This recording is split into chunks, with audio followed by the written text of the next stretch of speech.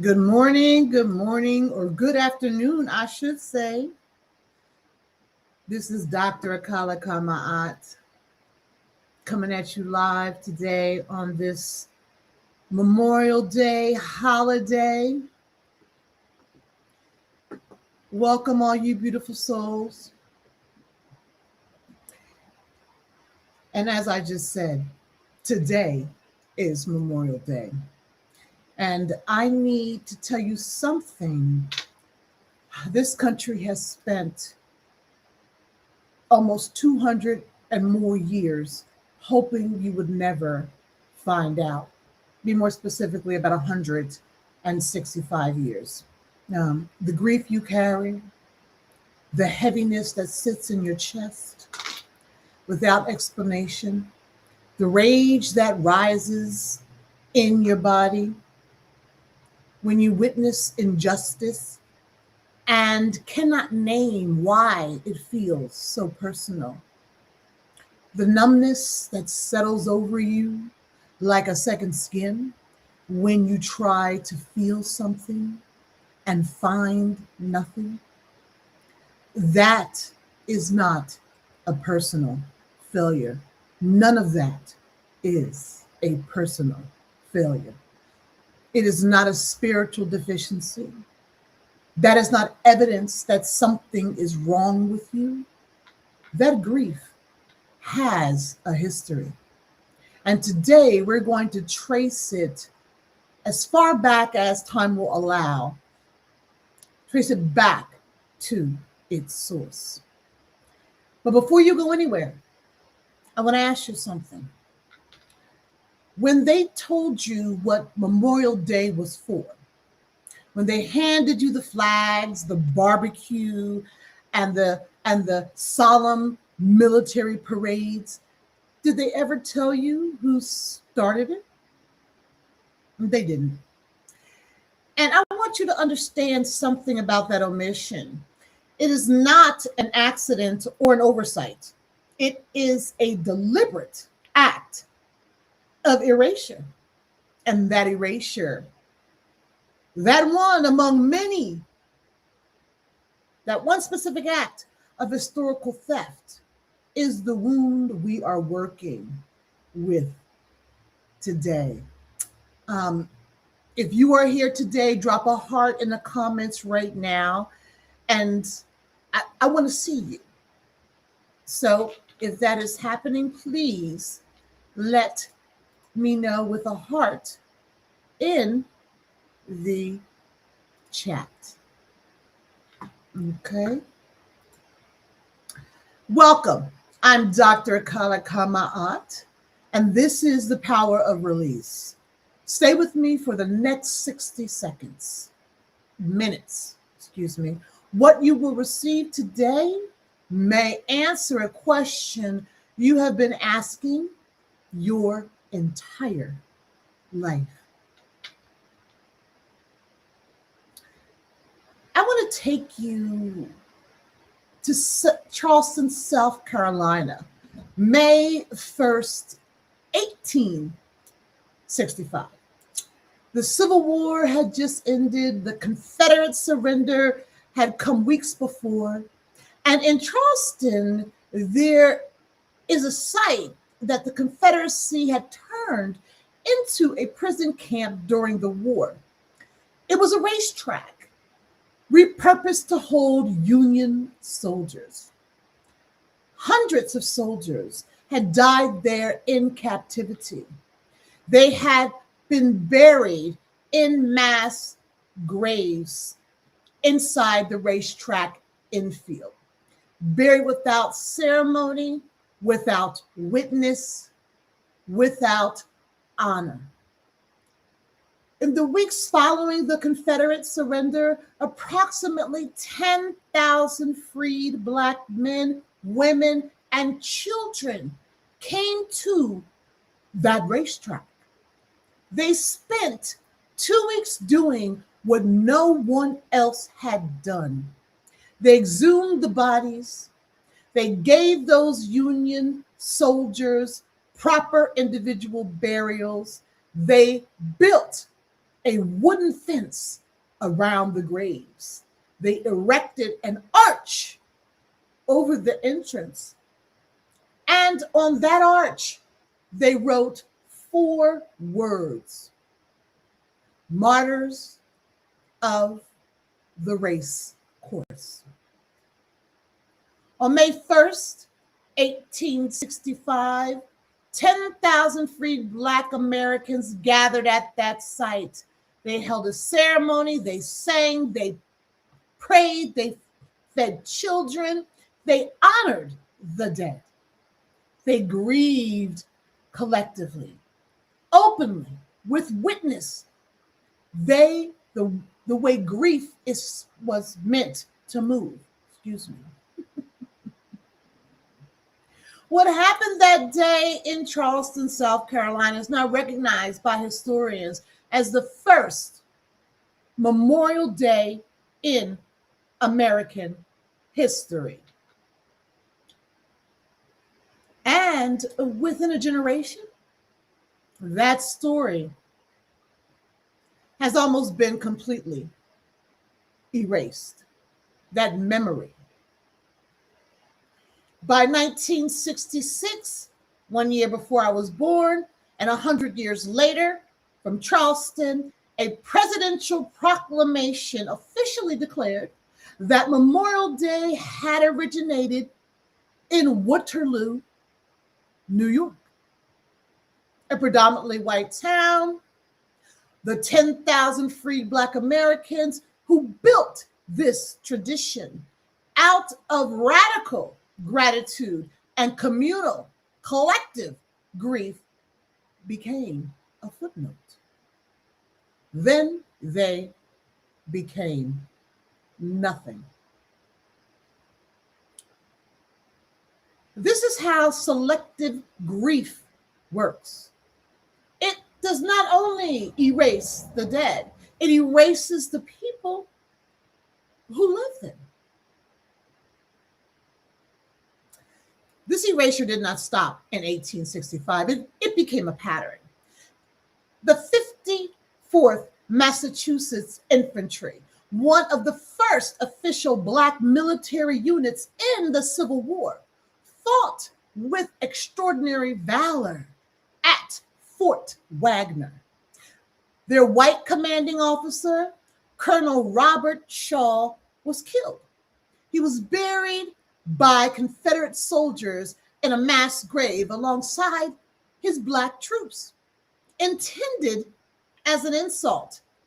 His family was contacted about retrieving his body. His father wrote back and said, "We would not have his body removed from where it lies, surrounded by his brave and devoted soldiers." Those soldiers are still there.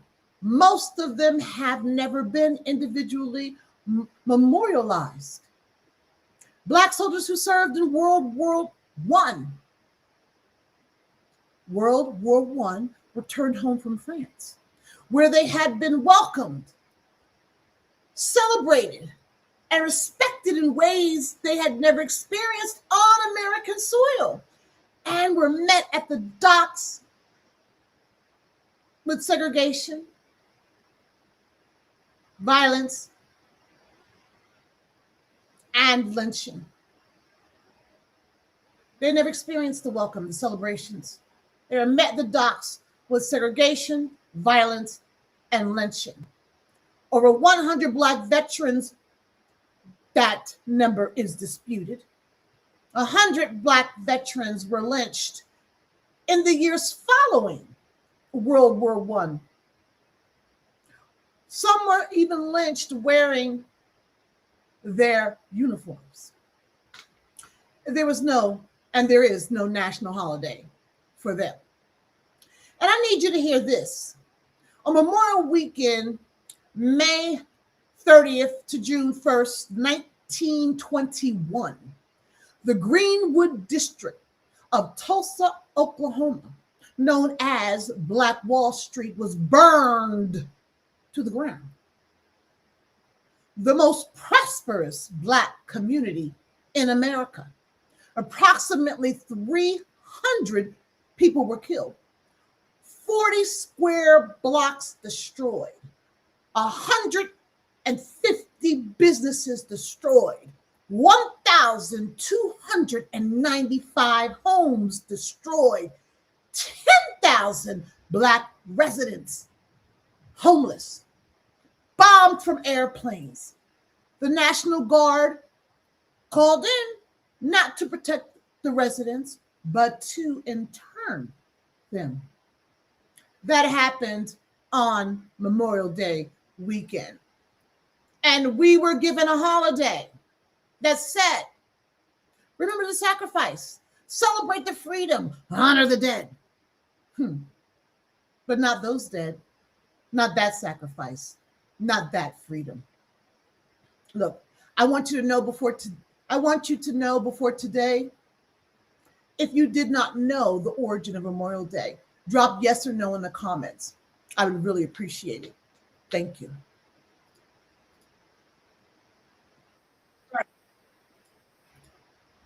Not okay. So I want to talk to you about what happens to a people, a culture, when grief is assigned and unassigned by power. When a society decides that some deaths are heroic and others are inconvenient. When some losses get ceremonies and other losses get silence. When some sacrifices are etched into marble and others are buried in a mass grave and then erased from the historical record. What happens is this: the people whose grief is not permitted learn at a level below consciousness that their pain is not real. Or it may be real, but we can't allow it. Perhaps that it is allowed, but only in private, in secret, only when it does not make anyone else uncomfortable. And grief cannot be expressed. That grief that cannot be expressed does not dissolve, it transforms. Grief has no ceremony, it then becomes rage. Grief has no witness, it then becomes numbness.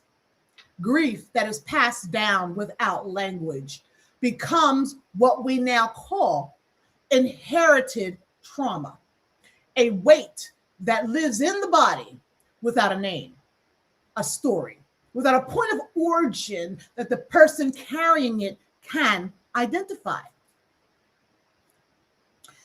This is what I mean when I talk collective emotional illiteracy.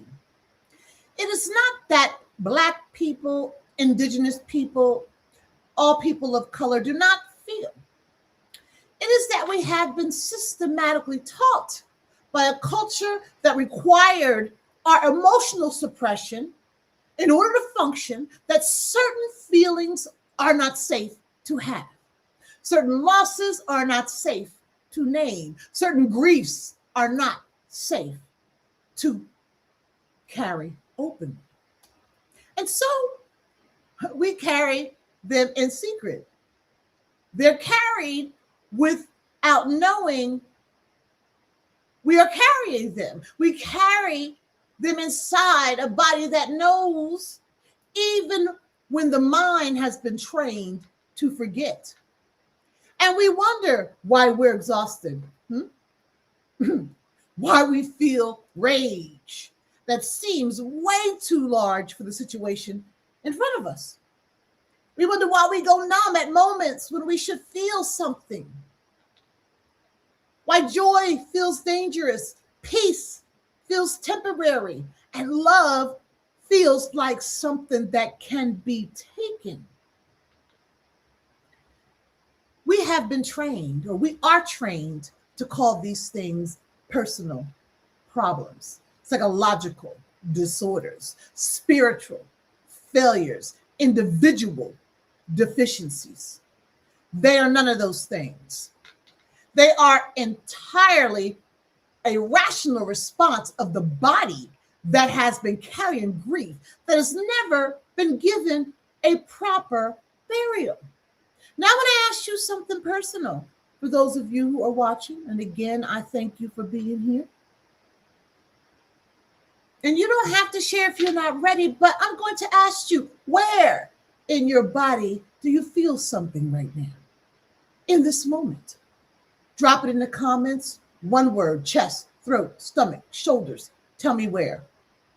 All right. And when I get some responses, I will read them and acknowledge them. Okay. Give me a second here. All right. So I want to go deeper now, because this is not metaphor. What I'm about to tell you is science, okay? Research in the field of epigenetics, the science of how lived experience changes the way our genes are expressed without changing the genes themselves. The field of epigenetics has demonstrated something that spiritual traditions have known for centuries. Trauma is transmitted across generations. The children and grandchildren of people who survive profound trauma carry biological markers of that trauma. Altered cortisol responses, dysregulated stress hormones, nervous systems calibrated for danger, even in environments where no immediate danger exists. The body of a child born 30 years after a catastrophe carries the biological memory of that catastrophe, not because they experienced it, no, because the experience of survival was written into their biological inheritance. Studies of Holocaust survivors, their descendants of the Holocaust, have demonstrated this. These studies of Holocaust survivors, they're descendants of people who survived famine, and they've demonstrated this epigenetic alteration and the implications of the descendants of enslaved people who experienced centuries of brutal physical abuse, family annihilation, and the systematic destruction of language, culture, and identity. These implications are profound for what is written in the body. You may have walked into today carrying grief that is more than 160 years old. You may have felt the rage that originated in the racetrack in Charleston in 1865, or in the streets of Tulsa in 1921, or in the face of a returning veteran who survived a war abroad only to be told he was still not human enough at home. You may have numbness in your chest, a feeling of disconnection from your own emotions. That is not depression in the clinical sense. It is the accumulated weight of 1,000 unnamed losses pressing down on your capacity to feel. And no one told you. No school curriculum named it. No national holiday made ceremony for it. No therapist connected your body's response to the historical wound that produced it. No one sat with you and said, what you are carrying is real. It has a source. It has a story. And it can move. Here is a spiritual truth I need you to receive right now. What is not grieved is not released. What is not named cannot heal. What is not witnessed will continue to seek witness in anger, in our anxiety, the way we love, leave, and hold ourselves back from the fullness of who we were born to be. That grief that lives in your body without a name, that inherited weight you have been taught to identify. You have never been taught to identify. It's not a life sentence, no, but it is a call. Your body is asking for the one thing it has never been given: a witness, a name, a proper ceremony. For those watching, I'm going to ask you something I want you to hold gently. Not answer immediately, just hold it. Has anyone in your entire life ever told you that your body is carrying grief older than you are?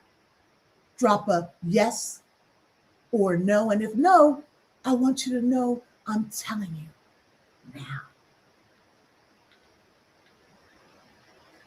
The power of release, the framework I have spent a large portion of my life developing and refining, begins with a single word: recognition.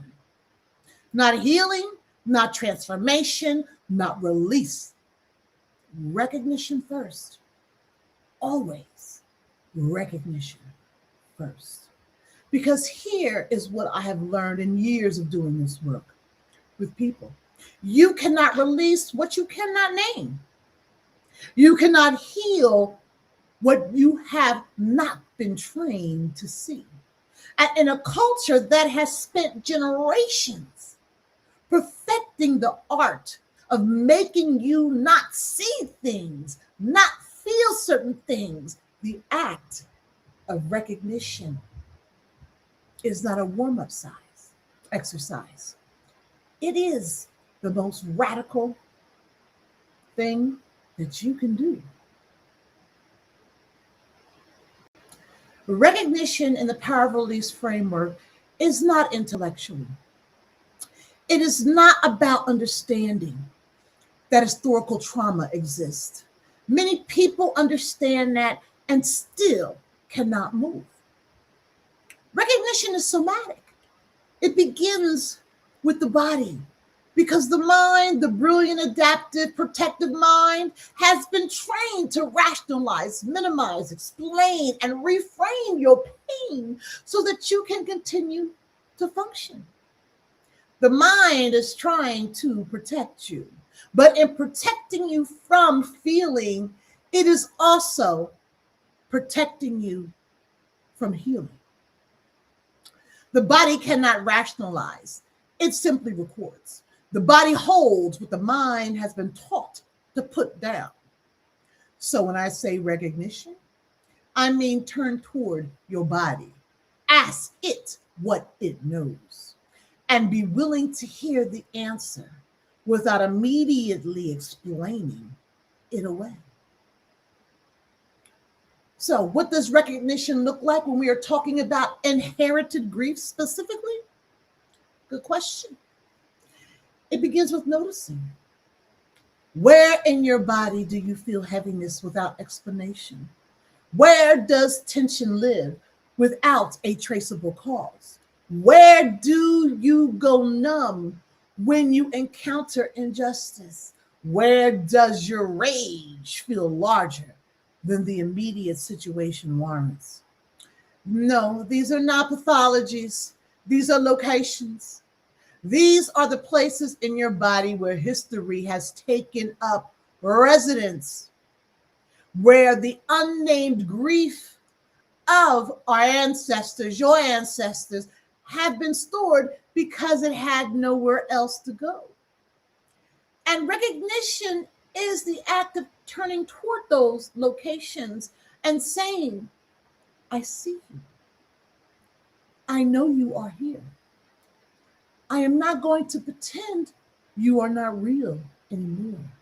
I'm not going to perform wellness while you press against my ribs. I see you. You are not unnamed anymore. That act, the act of turning toward what is pressing for witness, is the beginning of sovereignty. Not the sovereignty that is promised on paper, not the emancipation that largely came on a proclamation, while structures that produced enslavement and maintains it remain largely intact. I am talking about the sovereignty that lives in a body that is no longer pretending, a nervous system that is no longer performing, a spirit that has finally been given permission to know what it knows. This is where your divine intelligence, what I call your God mind, your higher mind, begins to come online, not because something new has been added to you, no, but because you have stopped spending all of your energy maintaining the pretense that the grief is not there. When you recognize you free up energy that suppression has been consuming, and that energy, that reclaimed energy, is what becomes available for your actual life, for your creativity, your relationships, and for the work you were put on this earth to do. Before we go into practice, I want to know, is there something you've been calling a personal flaw or a personal problem that you now wonder might actually be inherited? Something that never quite made sense as just yours. I'd love to hear it if you're willing to share. And if you share, I will read and acknowledge your response.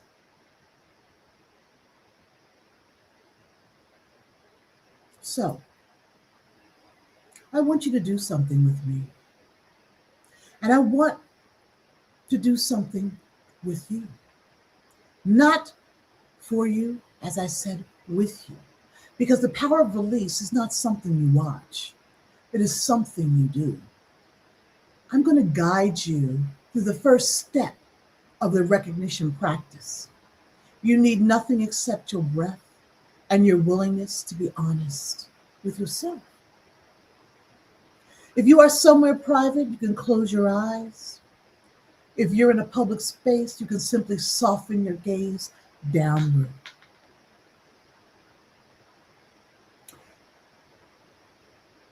What I'd like you to do is place one hand on your chest and one hand on your belly. Feel the weight of your own hands. Feel the breath moving beneath them.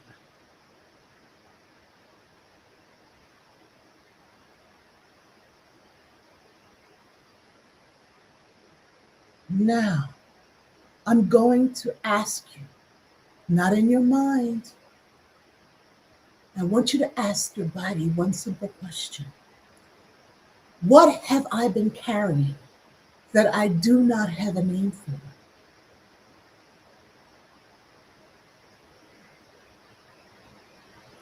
Do not force an answer.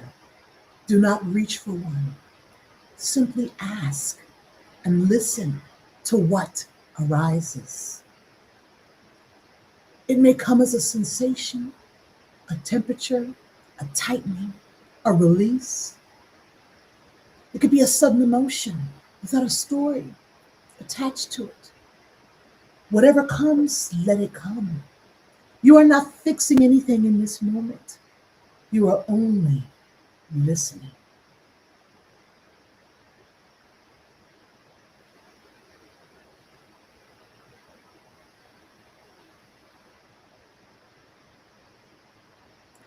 Notice where in your body you felt a response.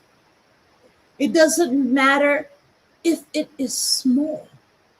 The body speaks quietly when it has been told for a long time that its voice is not welcome. Now, I want you to give what you felt one single word, not an explanation, not a story, a word that names the texture of what you noticed. Heavy, tight, hollow, sad, numb, afraid, old, tired.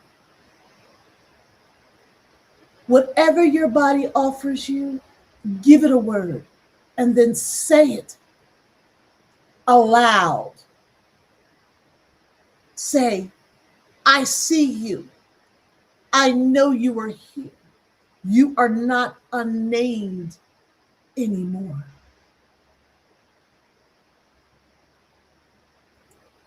For me, I see you, tiredness. I know you are here. You are not unnamed anymore. Take 3 deep breaths, deep and unhurried. On each exhale, I want you to practice one thing: the willingness to set this down, not forever, not as a solution, just for the moment. You are practicing the motion of release. Let's breathe. Breathe at your own pace 3 times. Inhale, exhale. And as you exhale, give permission to set down whatever that one word is for this moment, an emotion of release. Let's inhale.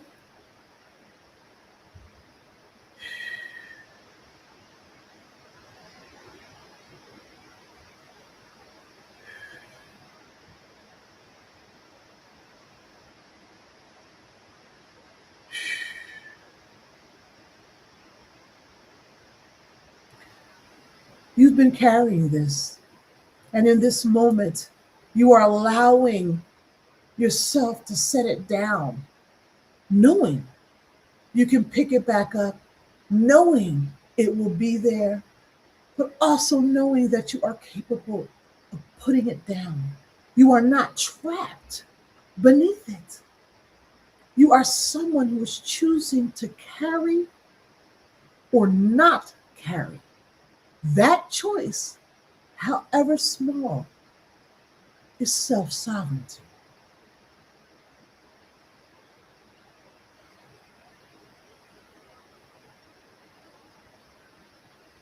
All right. That is the beginning. That is what every session I do with clients starts with. The body, the question, the name, the gentle practice motion of release. You just did something that generations of your lineage of our lineage may never have been given the space to do. You turned toward grief instead of running away from it. You witnessed yourself, and in doing so, you gave grief what it has always needed: space. I want to hear from you. What word came up for you? Drop it in the comments. One word. You don't need to explain it. Just share one word. And as I receive them, I will read the word out loud as it appears. I want to speak to someone specifically now. You know, I don't know your name, but I know you felt something in that practice that surprised you. I know there was a word that arose that you were not expecting.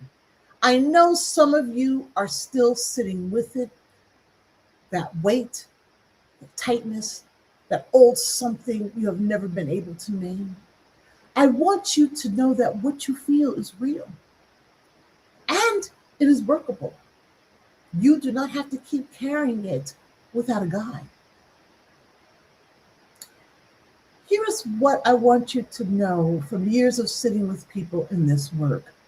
The moment of recognition you just had, that moment of turning toward what is unnamed, is a door. What is on the other side of that door is the reason you are here. The version of yourself that is not spending all her energy holding the grief down. The version of you who knows what she is here to do and can actually do it. Because the weight she has been carrying for other people has finally been set in its proper place. That version of you is not far. She is not locked behind years of work. She is one decision away from being met. And until June 20th, 2026, I am offering 75% off the first Transformational Resonance or Intuitive Psychic Advising session. This offer is for new clients only, and it exists because I know the people who need this work are most often the ones who have been told by systems that required their silence that their healing is not an investment worth making. It is, you are. The link is in my bio. Promotional code in all caps, all together, is spring, the word surprise, no spaces. Okay? But before you go and find that link, I want to ask you something. Is something in today's session landed for you? Is something you felt during that practice moved you, surprised you, or you named something you have been carrying silently? Will you tell me right now in the comments? Because I read every single comment. I respond to every single one. And if what you share tells me that a session together could open something important for you, I will say so directly, personally, and with care. This is not a transaction. I am not selling you something. I am inviting you in to something transformational. And there is a difference. We were taught never to grieve the right things. We were handed a holiday built on erasure and told to be grateful. We were given a history that edited out the 10,000 freed Black Americans who built the very tradition we are celebrating. And we are expected to find peace in the version of this holiday we were given. But peace built on a lie is not peace. It is performance. And performance is exhausting in a way that eventually hollows you out. What you began today, even in this hour, even those small steps, is different. It is true. It is yours. And it is the beginning of something that cannot be taken away from you. I will see you Wednesday for our live practice session, where we go even deeper into the work we opened today. I will see you Sunday at 6 p.m. for the next episode of this series. Until then, carry yourself gently. You just did something brave. I am Dr. Akila Ka Ma'at. This is the power of release. I will see you soon. Thank you.